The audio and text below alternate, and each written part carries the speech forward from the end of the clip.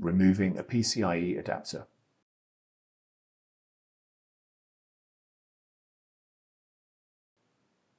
Remove the front top cover. Remove the rear top cover. Remove the crossbar. Remove the PCIe riser where the PCIe adapter is installed.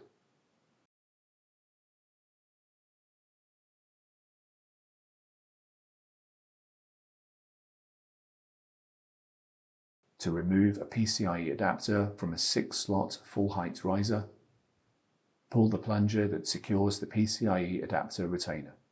Move the PCIe adapter retainer to the unlocked position. Remove the screw that secures the adapter to the PCIe riser. Hold the edges of the PCIe adapter and carefully pull it out of the PCIe slot.